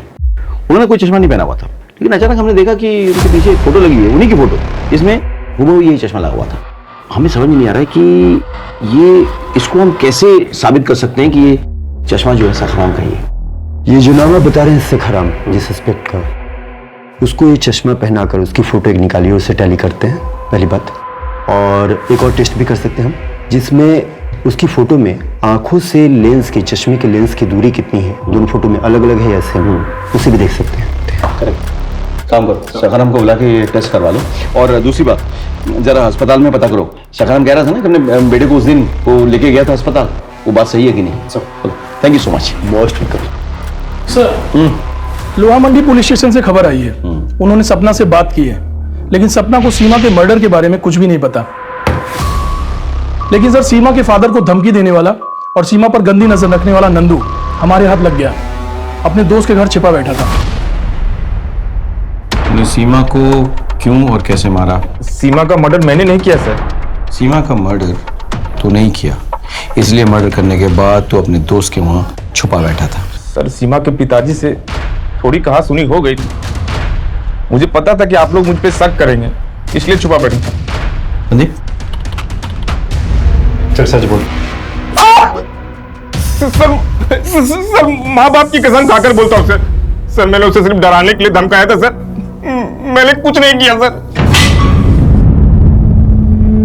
सर, सीमा को जिस नंबर से बार बार फोन आता था वो विधान का नंबर है, उसे लेकर के आया हूँ। तो तुम विधान हो? तुम सीमा को बार बार फोन क्यों करते थे? सर, मैं सीमा के ब्लॉग्स रेगुलर फॉलो करता था। उसकी वीडियोस बहुत ही क्यूट, इनोसेंट बट इंटरेस्टिंग होती थी। मैंने उसका कांटेक्ट नंबर निकाला, उससे बात करने लगा। हम दोनों बहुत जल्दी अच्छे दोस्त बन गए। कभी उसने तुमसे जिक्र किया है कि उसकी किसी से लड़ाई झगड़ा हुआ हो या कोई उसे परेशान कर रहा हो? उसने एक बार मुझसे कहा था कि वो किसी को एक्सपोज करना चाहती है और उसमें उसने मेरी मदद भी मांगी थी। किसी मदद? सर मैं जर्नलिस्ट हूँ, एक अखबार के लिए काम करता हूँ। तो वो मेरी अखबार में एक न्यूज़ देकर किसी का पर्दाफाश करना चाहती थी। किसका पर्दाफाश? सर डॉक्टर शुक्ला, गायनोकोलॉजिस्ट है। इनको पहचानते हो? नहीं, कौन है ये? सीमा। सर मैं किसी सीमा नाम की लड़की से मिला नहीं। सच तो यह है कि सीमा आपके सारे काले करतूतों का भांडा फोड़ने वाली थी। आपको इस बात की भनक लग गई, आपने उसका मर्डर कर दिया। मैं सच्ची बता रहा हूँ, इससे मेरा कोई वास्ता नहीं। मैं एक इज्जतदार डॉक्टर हूँ। सर प्लीज कुछ इल्जाम लगाने से पहले सोच लीजिए। संदीप सर, सपना इसी एरिया में अपने मामा के घर आई हुई ना? जी सर। मुझे समझ नहीं आ रहा पुलिस मेरे पीछे क्यों पड़ी है। मैं तो सीमा की सिर्फ क्लासमेट थी, उसके साथ ये क्यों हुआ, कैसे हुआ, मुझे कुछ नहीं पता। तुम नहीं चाहती हो कि सीमा को न्याय मिले? उसके साथ जो वहशी बना हुआ वो किसी और के साथ भी हो सकता है ना? सर मुझे सच में कुछ नहीं मालूम।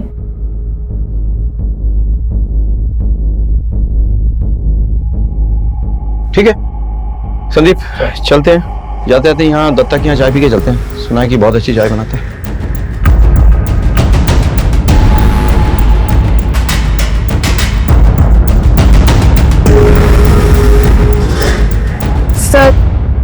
सर मैं सबके सामने नहीं बता सकती सर। सीमा की मौत के बाद मेरे माँ बाप बहुत घबरा गए थे, इसलिए उन्होंने मुझे मामा के घर भेज दिया। मुझे आपको 2 बातें बहुत जरूरी बतानी है। कौन सी 2 बातें? ऋषि सीमा के लिए दीवाना था। एक बार उसने सीमा को एसिड लेके धमकाया था। सीमा जी ना? अगर तू दूसरी बात क्या? सीमा ने उसकी माँ को शर्मा टीचर के साथ देख लिया था।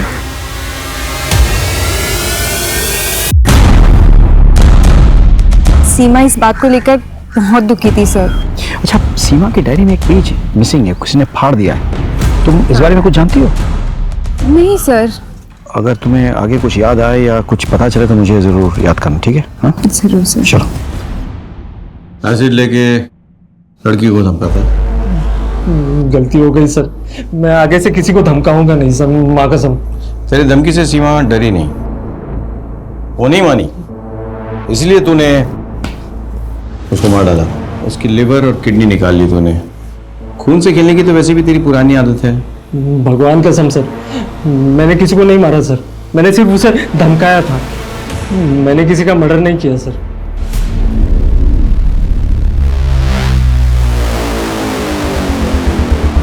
सर वायरलेस पे मैसेज आया, जंगल में एक डेड बॉडी मिली है।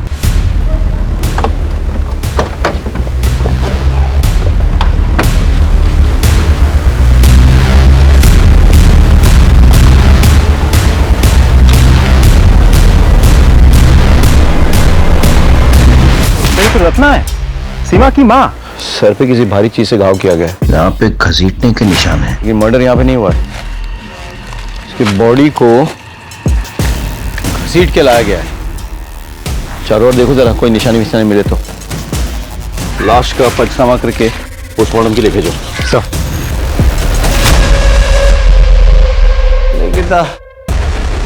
निकिता को बचा। शर्मा जी, आप तो जानते ही होंगे कि सीमा और उसकी माँ रत्ना का मर्डर हो गया। हाँ सर, मैंने सुना और सुन के मुझे बहुत बुरा लगा, दुख भी हुआ सर। सीमा ने एक बार आपको उसकी माँ रत्ना के साथ कॉम्प्रोमाइजिंग पोजीशन में देख लिया था। अब आप साफ साफ बताएंगे क्या हुआ है, या फिर हम कोई दूसरा पैंतरा अपनाएं? मैं बताता हूँ सर। सर मेरे पास में एक फैक्ट्री है, उसमें एक वॉचमैन है, उसका नाम परवेज है।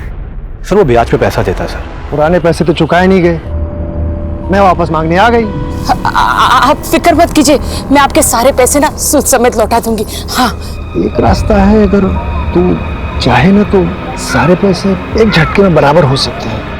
हाँ, आप कहिए मुझे, मैं सब कुछ करने के लिए तैयार हूँ। हाँ तेरी बेटी सीमा अब जवान हो गई है, उसे एक रात के लिए मेरे पास भेज दे, सारे पैसे बराबर कर। ये क्या कर रहे हैं आप? अरे भड़क क्यों रही है? चल ठीक है, बेटी को नहीं भेजना चाहती है तो हृदय मान जा। बेटी से था कि एक बार में बराबर हो जाता, तेरे से 8-10 बार में बराबर कर लूंगा। अभी भी मान जा, आजा। हट हट। अरे हटते तो सर फोड़ दूंगी तेरा। भड़क क्यों रही है? और कान खोल के सुन ले, मेरी बेटी की तरफ आंख उठा के भी देखा ना तो तेरी आंखें नोच लेंगे मैं। सर वो रत्ना मुझे परवेश की बदतमीजी के बारे में बता रही थी, काफी रो रही थी सर। मैं उसे समझा रहा था, उससे हौसला दे रहा था। साहब मैं मानता हूँ साहब कि मैंने रत्ना से गलत बात कही थी, लेकिन साहब इसका ये मतलब नहीं कि मैंने उसका मर्डर किया है। साहब मैं तो पूरी रात वहीं फैक्ट्री के गेट पे ही था, वहीं खटिया बिछा के सो रहा था। आप चाहे तो सीसीटीवी फुटेज देख लीजिए साहब।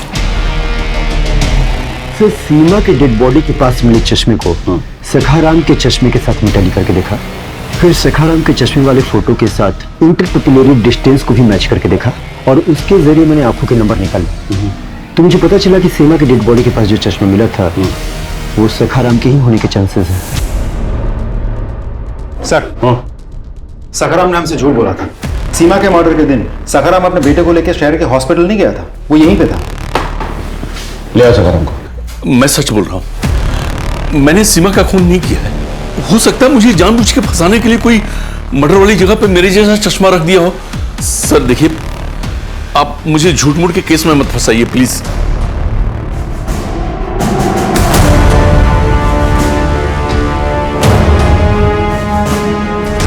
कुछ समझ में नहीं आ रहा है, कुछ तो मिसिंग है, कुछ तो मिसिंग है। माँ बेटी दोनों का मर्डर होता है, लेकिन बेटी के साथ रेप और उसकी बॉडी म्यूटिलेट की जाती है, लेकिन माँ के साथ ऐसा नहीं होता। लेकिन सर अभी भी मुझे एक बात समझ में नहीं आ रही है, दोनों मर्डर किसी एक ही कातिल ने किया है या अलग अलग कातिलों ने? मुझे सर हाँ सीमा के मोबाइल से एक वीडियो विधान को भेजा गया था। अच्छा। पर वो डिलीट कर दिया गया था, इसलिए तब पता नहीं चला। लेकिन साइबर सेल ने उस वीडियो को रिट्रीव किया सर। देखिए आपके पेट में पल रही बच्ची का सेक्स इंफॉर्मेशन टेस्ट मैंने करा लिया। वो लड़का नहीं लड़की है, लेकिन आप चिंता मत कीजिए, आपके पेट में पल रही बच्ची को कहीं गिरवा देंगे। सर ये डॉक्टर श्रीवास्तव हैं। विधान और डॉक्टर श्रीवास्तव की जानकारी निकालते वक्त ये पता चला कि ये दोनों अक्सर आपस में मिलते हैं। सीमा ने मुझे यही वीडियो भेजा था, पर ये इतना ज्यादा शेकी था कि ना तो चेहरा सही से दिख रहा था और ना ही प्रॉपर एड्रेस समझ आ रहा था। तो मैंने उसे कहा कि दूसरी वीडियो बनानी पड़ेगी और वो भी मान गई। सीमा से जिसके खिलाफ सबूत इकट्ठा करवा रहा था उसी डॉक्टर से बार बार मिलने क्यों जाता था? इन्वेस्टिगेटिव जर्नलिस्ट हूँ सर, तो बस कुछ जानकारी इकट्ठी कर रहा था। डॉक्टर शुक्ला के बारे में गलत जानकारी क्यों दी हमें? उसका तो सीमा की मौत से कोई लेना देना नहीं था। क्या आप मुझे बिना कुछ जाने देते? और अगर मैं आपको सब कुछ सच बता देता तो आप हॉस्पिटल चले जाते और डॉक्टर सावधान हो जाता। मेरे तो सारे काम पे करे कराए पे पानी फिर जाता ना। अपनी फाइंडिंग और अपनी स्टोरी कभी किसी के साथ शेयर नहीं कर सकता मैं। सर आप अपना काम कीजिए, मैं अपना काम कर रहा हूँ। डॉक्टर श्रीवास्तव, गैर कानूनी सेक्स डिटर्मिनेशन और अबॉर्शन के केस में आपको अरेस्ट किया जाता है। अरे ये वीडियो इतना शेकी है कि इसमें ढंग से न मेरी शक्ल दिख रही न जगह। ये किसी और का भी तो हो सकता है। आपको लगता नहीं किसी ने मुझे फंसाने के लिए वीडियो आपको भेजा हो? डॉक्टर साहब सफाई आप कोर्ट में दीजिएगा।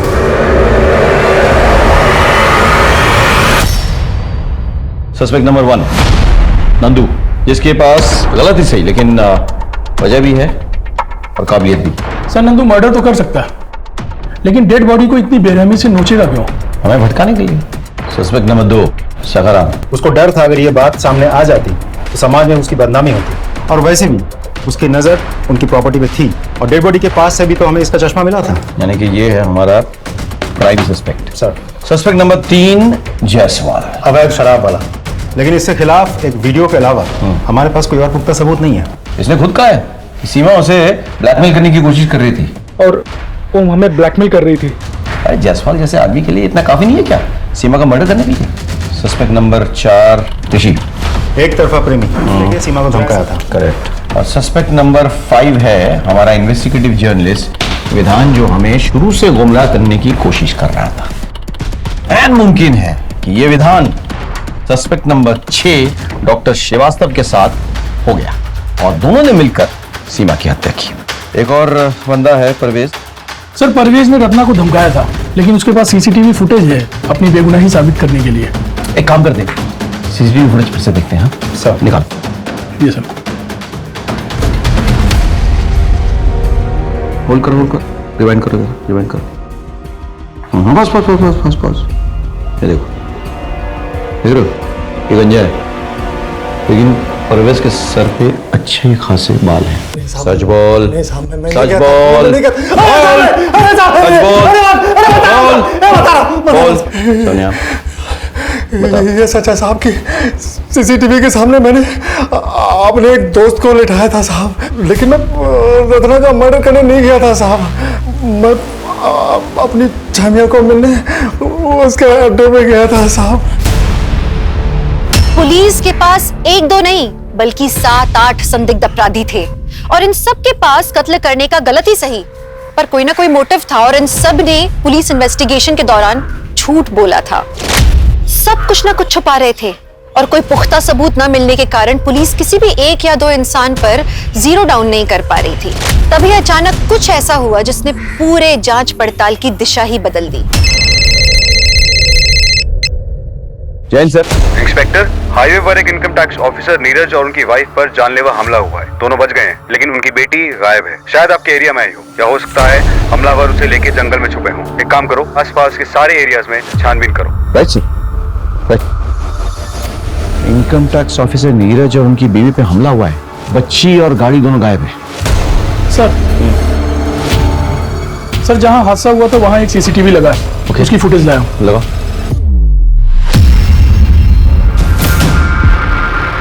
ये लड़की निकी तो कहाँ जा रही है? उस तरफ तो जंगल है।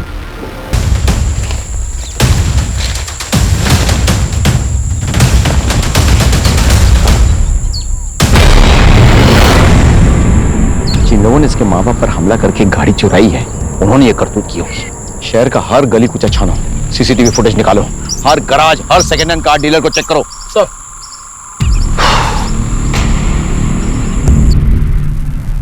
सर नीरज और उसकी बीवी पे हमला करने वाले को अभी पता नहीं चला, लेकिन सर एक सीसीटीवी में वो कार हाईवे छोड़ के अंदर की तरफ जाती हुई दिखाई दी है।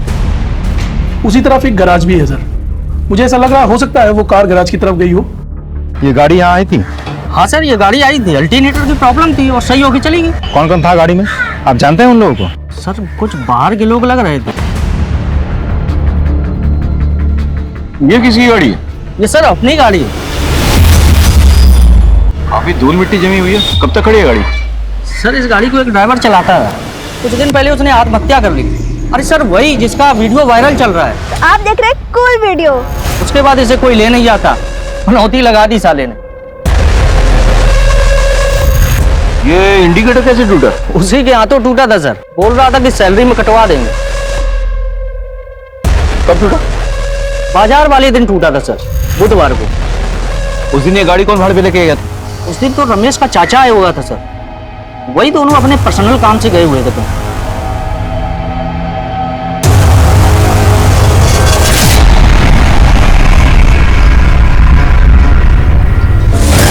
सर छोड़ो फोन।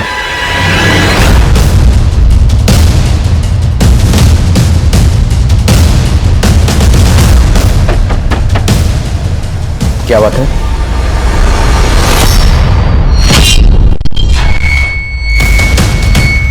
अरे पुरानी किताबें हैं पढ़ने के लिए। वैसे सर ये किताबें देखिए।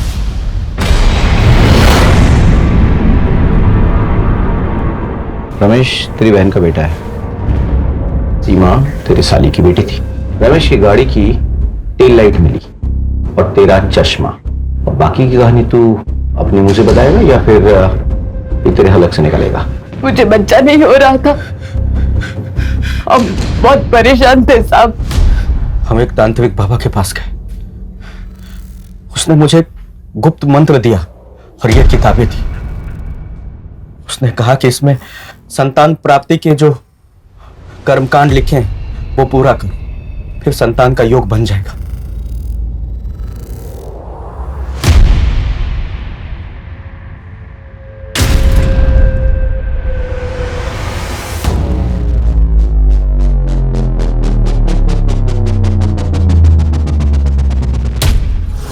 फिर इस काम के लिए मैं अपने भांजे रमेश को दारू पिला के विश्वास में लिया। रत्ना को क्यों मारा?